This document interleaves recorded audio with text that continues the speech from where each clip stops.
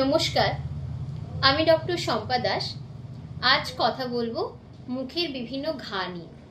আমাদের ক্লিনিকে এমন অনেক পেশেন্ট এসে থাকে যাদের মুখে ঘা বা ক্ষতজনিত সমস্যা থেকে থাকে।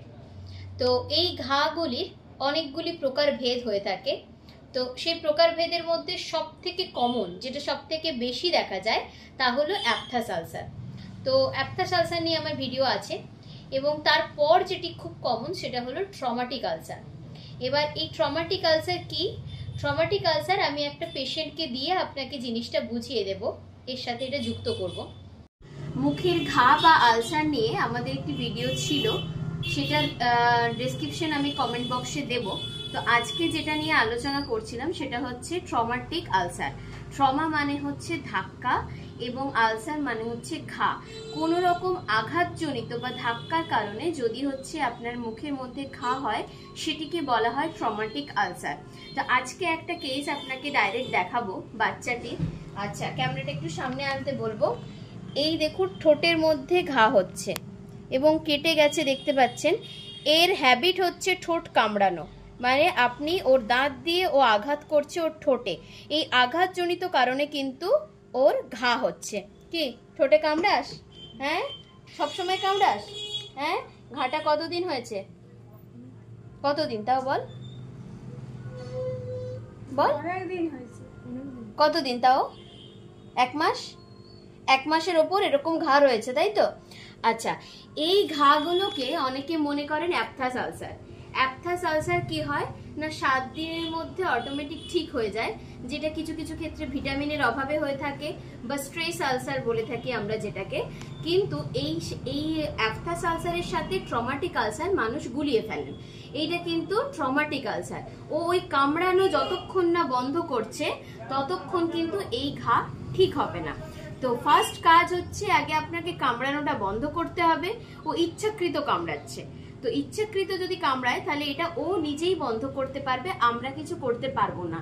এবং এই কামড়ানো ছাড়াও আরো অনেকগুলি কারণে আপনার এই ট্রমাটিক আলসার হতে পারে, সেটা আমি পরবর্তীতে ডেসক্রাইব করব।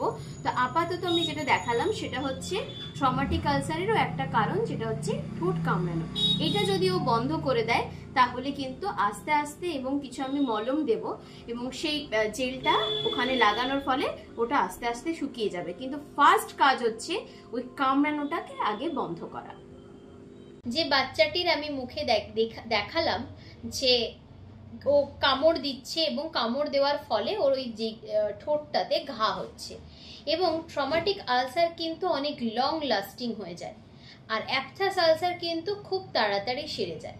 অনেক পেশেন্ট এই অ্যাপথাস আলসারের সাথে ট্রমাটিক আলসারটাকে গুলিয়ে ফেলে। কিভাবে গুলিয়ে ফেলে না, ট্রমাটিক আলসার যে ক্ষতর জন্য হচ্ছে সেটা আইডেন্টিফাই করতে পারে না। এই ট্রমাটিক আলসার হওয়ার অনেকগুলি কারণ আছে। প্রথম কারণ যেটা, সেটা হচ্ছে যদি আপনি খোলা পড়া দাঁত পরে থাকেন। অনেকেই বয়স্করা খোলা পড়া দাঁত পরে থাকে, সেই দাঁত মুখে ঠিকঠাক ফিটিংস হয় না। ঠিকঠাক ফিটিংস না হওয়ার কারণে কি হয়, যদি ঢিলে হয়ে যায় তাহলেও মুখে আঘাত লাগে, বা যদি খুব টাইট হয়ে যায় সেক্ষেত্রেও আঘাত লাগে। এবং ওই যে আঘাতটা হতে থাকছে, এখান থেকে কিন্তু ঘায়ের সৃষ্টি হয়। এবার যতক্ষণ না আপনার ওই আঘাত লাগার কারণটা আপনি বন্ধ করছেন, ততক্ষণ কিন্তু এই ঘা কোনোভাবেই সারবে না। তাই সেক্ষেত্রে আমরা কি করে থাকি না, সেক্ষেত্রে আমরা ওই খোলা পড়া দাঁত যদি ঢিলে হয়ে থাকে তাহলে সেটাকে টাইট করে দেওয়ার ব্যবস্থা করি, বা যদি খুব টাইট থেকে থাকে তাহলে সেক্ষেত্রে সেটাকে আমরা ঢিলে করে দেওয়ার ব্যবস্থা করে থাকি। এছাড়াও কি কি কারণে হতে পারে না, ধরুন আপনার মুখের মধ্যে কোনো ভাঙা গোড়া পড়ে আছে, সেই ভাঙা গোড়ার ধারালো অংশটা আপনার মুখের মধ্যে আঘাত করছে বা ক্ষত তৈরি করছে, সেইখান থেকেও কিন্তু আপনার মুখের মধ্যে ট্রমাটিক আলসার হতে পারে। তো সেক্ষেত্রে কি করতে হবে না, আমার ওই ভাঙা গোড়াটাকে দাঁত থেকে, মুখ থেকে তুলে দিতে হবে। এবং আরও কারণে হতে পারে, কি কারণ না, ধরুন আপনার কোনো দাঁত ক্ষয়ে গিয়ে খুব ধারালো হয়ে গেছে, সেই ধারালো কাস্পটাকে আমরা ভোঁতা করে দেব, যাতে আপনার জিভ বা গাল কোনোভাবে কেটে না যায়। যদি কি আপনার ধারালো ওই অংশ থেকে দাঁত বা জিভ কাটতে থাকে, তাহলেও কিন্তু আপনার এই ট্রমাটিক আলসার হতে পারে। সেক্ষেত্রে আমরা ভোঁতা করে দিলে এটা আর হবে না, এবং তারপর ঘাটি এবং আস্তে আস্তে সেরে যাবে। এছাড়াও ধরুন যদি আপনার ওপরের আক্কেল দাঁত, বেসিক্যালি সেটাই হয়, আমাদের ওপরের আক্কেল দাঁত না গালের দিক করে বেরিয়ে থাকে, বাক্যভাটের অনেকটা পেছন দিকে থাকে, যেটাকে আমরা বলে থাকি বাক্যভাটের, গালের দিক করে বেরিয়ে থাকা। সেই ক্ষেত্রেও আপনি যখন কামড় বসাবেন, ওপরের দাঁতটা আপনার নিচের মাংসতে এবং গালে কামড়াবে। এই কামড়ানোর ফলেও কিন্তু আপনার মুখে ঘা হতে পারে, এবং সেই ঘা এতটাই মারাত্মক জায়গায় এক এক সময় পৌঁছে যায়, বা আক্কেল দাঁতের কামড়ানোর যে ঘাটা, আপনি মুখ খুলতে পারবেন না, আপনি কথা বলতে পারবেন না, ইভেন এতটাই ব্যথা হয় যে আপনি খাবারটা পর্যন্ত খেতে পারবেন না।